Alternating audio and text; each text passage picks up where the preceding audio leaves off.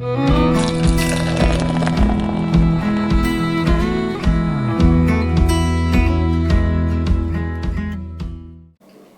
to Irondale Brewing, getting ready for another brew day here. This one is going to be another run at the green tea beer that I can't seem to get off my mind. If you've been watching for a while, you may remember I did a green tea cream ale, and the beer itself came out fine. It just didn't have a whole lot of green tea characteristic.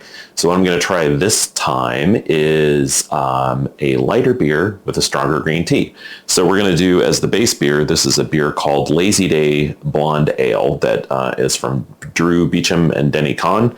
And it is an extract blonde ale, and as you can see, or as you can tell from the name, Lazy Day, this is an extract beer.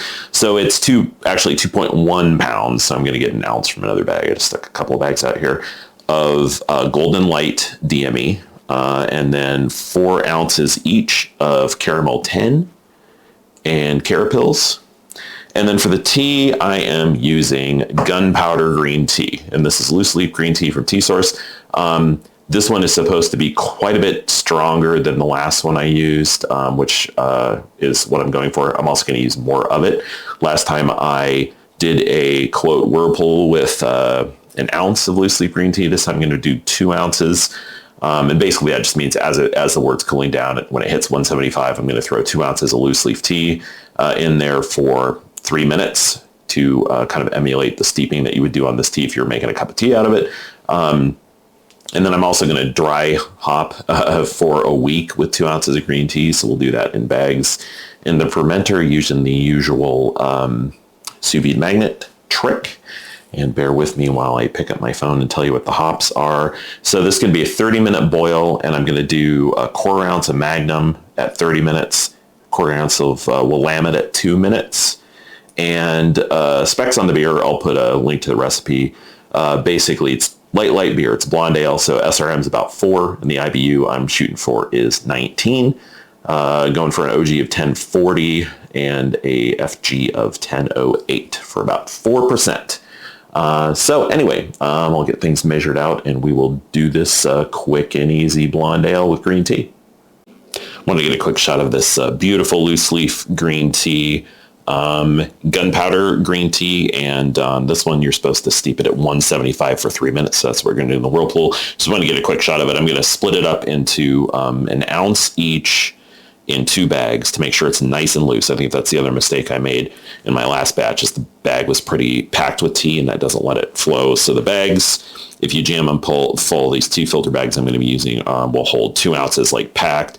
So I'm going to put 1 ounce each in 2 bags for the whirlpool and do the same for the dry hop, so it's nice and loose. And it smells absolutely fantastic, nice and grassy, weedy, if I had to characterize it, and much more intense than the tea I used on the last beer. So I'm hoping to really get some green tea. If I overdo it, I'll be happy, since I didn't pick up much of anything in the last batch, and then we can dial it in for the next time we try. Just a little bit more on the tea to show the filter bags I'm using. I think I got these on Amazon, but they're just drawstring tea filter bags. Again, putting an ounce in each of these. The filter bags, as you can see, that's with an ounce in there. Sorry, I'll get a better shot of this. And so the bag is less than half full, so that should be nice and loose. When I tried it before, the bag was pretty packed, and I think that was probably, if nothing else, a contributing factor to why the green tea character wasn't very pronounced in the last batch I did. And since I'm just measuring this stuff out now, basically I'm just putting them in bags, putting them in these with a lid on to keep it nice and sealed up until I need it in the brewing process, so I'm not frantically doing that. One thing about 30-minute boils is stuff happens quickly, so I'm trying to prep as much as I can before I dive in. Getting started here, we're going to start with 2.8 gallons of RO water. To that, I'm going to add, even for an extract batch, some water additions. So you can check out John Palmer's How to Brew book to see what he has to say about water with extract brewing. So I'm adding 0.29 grams of calcium chloride, 0.22 grams of Epsom salt, and 0.23 grams of gypsum for this 2.5 gallon batch. And then also, I probably talked about this in another video that I've done extract. My technique that I've, didn't make this up, obviously, Other people do this as well, but basically add half of the extract up front so that the steaming grains kind of have something to work with. And then add the other half kind of late in the boil. Since I'm only doing a 30-minute boil, I'm going to add half now while the water's cool, get that whisked in along with my water additions. Steep the grains at 160, and again, it's just 4 ounces of caramel 10 and 4 ounces of carrot pills. Steep those at 160 for 30 minutes, and then then bring it to a boil, do the hop additions, put the last half of the extract in with 15 minutes left in the boil. You can put it in later. It's just, if you're going to chill with a immersion chiller, it gets very messy to try and do, to whisk in extract with your chiller in there. So that's kind of the reality of it. But you can put it in as, kind of as late in the boil as you want to. Some people put the whole amount late in, but I based on stuff I've read and experimenting on my own, think that steeping with something in there malty to work with seems to work better, and doesn't have, especially if you're using dry malt extract, does not have a negative impact on the color. So anyway, we'll get going here. Done steeping the grains for 30 minutes at 160. So I'm just letting them sit on that colander and drain a little bit more while I get things up to a boil. High drama. 3 degrees away from boiling. Again, you can see it boiling, but I like to leave that in there so I know when it's coming. There's what's going on there. Apologies for the noise with the range head as usual. But we're getting close. I also like to kind of stir it. Keep things from getting too crazy. No chance of a boil over here, I don't think. Give it the volume.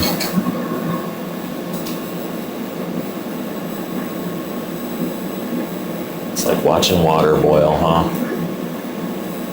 And then again, for the first edition, for the 30-minute boil, we're doing 1/4 ounce of Magnum for bittering. I really like Magnum. It's a nice, just super neutral bittering hop. Okay, so we're about to... All right, we're at a boil. Just make sure this stays nice and calm before I put the first hop addition in, and then I'll start the timer. And also turn the, on this induction, it goes up to 3,500 watts. I find that about 24 once you get the boil going is plenty. That seems like a pretty nice, not too crazy boil. So here go the 0.25 ounces of Magnum. And I'll return when there's something to talk about. All right, we're at the 15-minute mark, so it's time to add the second half of the malt extract. I'm going to try to stay out of the camera with my back, like I've done a couple of videos, as much as possible. And what I like to do is shut the heat off, actually take it off the heat, put it on one of these hot plates, or, it's a rubber, I don't know what you call it. Anyway, keeps the heat from hitting the wood. And then we are adding the second pound. I did the 1 pound, 1 ounce at the beginning. And technique here, at least that I found works well, is just cut a little bit of corner off of here so you don't have the whole thing exposed to moisture, since it clumps up pretty easily if you do that. And then I like to just dump it in slowly and whisk as I go.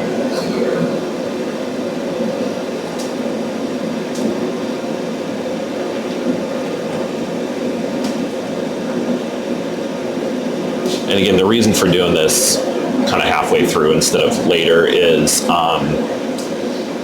since I use an immersion chiller, it would be a total nightmare trying to do this with the immersion chiller in there. So just do it kind of off to the side, get it in there.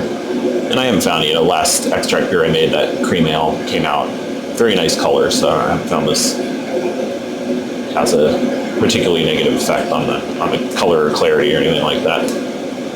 Generally speaking, extract, there's the saying, I can't remember where I read this, boil the water, not the extract, or boil the hops, not the extract. But then there's the reality of what you got to get done during your brewing session. So you can see it's clumping up there. Looks like something out of Last of Us. At least I hope you can see that. All right, so it's getting in there, and got the majority of it out of there. That last little bit's not going to make enough of a difference. A little bit of a clump right there. I'm not going to stick the bag in there or anything, but all right. So throw that off to the side. And then at this point, you just want to make sure and keep whisking to get any clumps out of there. Which if you do it as you go, like I'm not even seeing any here, so I'm going to go ahead and put it back on the heat to get it back up to a boil and keep whisking.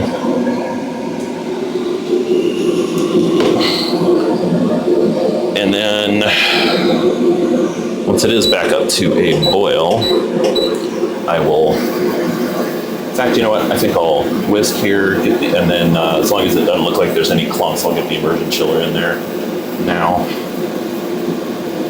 so it won't cool back down. Sticking the immersion chiller in there does tend to kill the boil for a couple of minutes. Okay, and then I also like to check with a spoon. See if there's any clumps in there. I am not seeing any. All right, so we'll go ahead and get the immersion chiller stuck in there.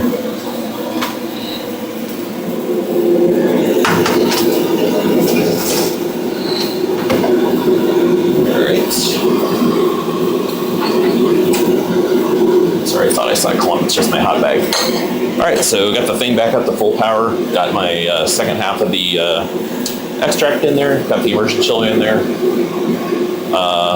Nothing else to do other than world flock at 10 minutes, Willamette, quarter ounce of Willamette at 2 minutes, and then the tea will be the next really interesting thing that'll happen at, as things are cooling down, kind of quote whirlpool, which not really, but at 175, and I'll let that steep for 3 minutes, so back in a little bit. We are about 30 seconds away from our last top edition, which is a quarter ounce of Willamette at 2 minutes. And then after that, stuff's gonna happen quickly. I think what I'm gonna do this time is just let it cool down naturally from boiling to 175, and kind of, as that's happening semi-slowly, throw the tea in at that point, just let it sit for 3 minutes, and then turn the wort chiller on. Last time I turned the wort chiller on, and it cooled it down too quickly for the tea to really steep very long, which I don't think helped.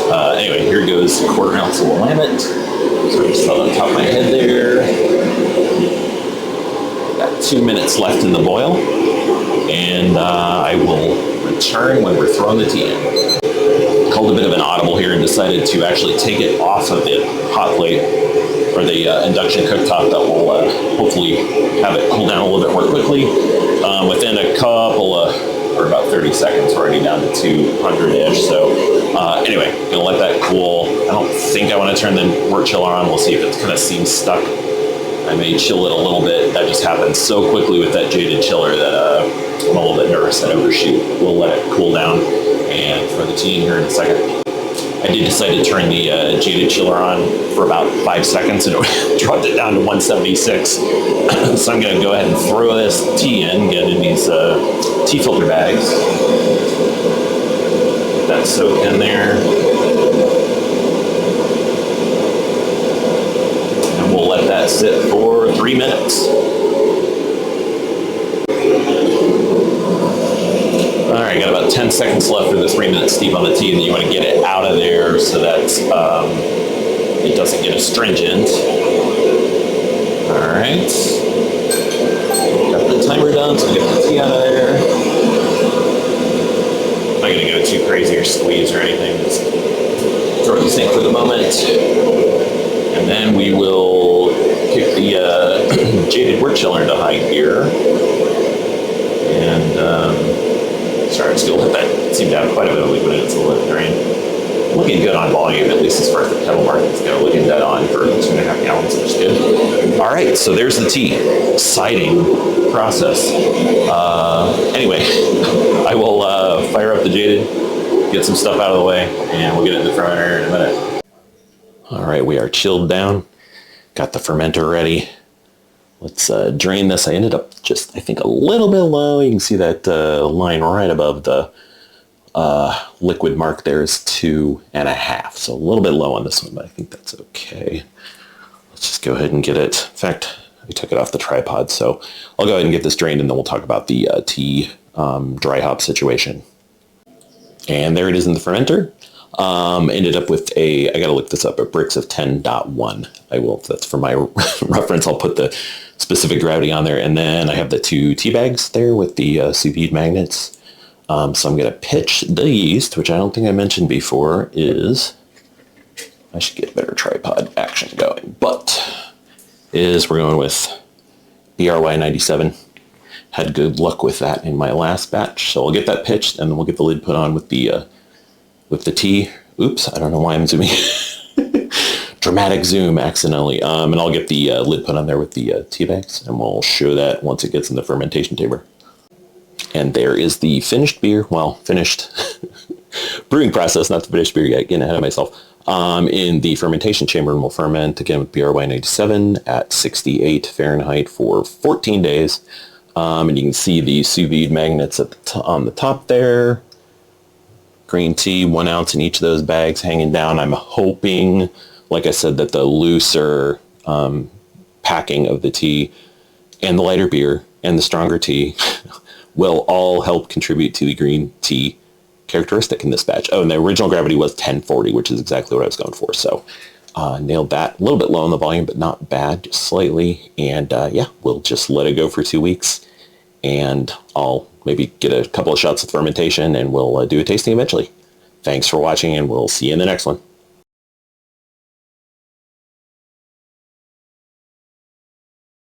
Is it just me, or does this never get old? This is about 36 hours in. Quite a few bubbles. Nice krausen on the top there. Kreuzen, I suppose is correct pronunciation. I was just looking, sorry, to make sure the tea wasn't getting hit. It is still hanging out up there with plenty of space between, so it doesn't get contact early. Not that it would probably matter so much, but fun stuff. We'll keep an eye on it.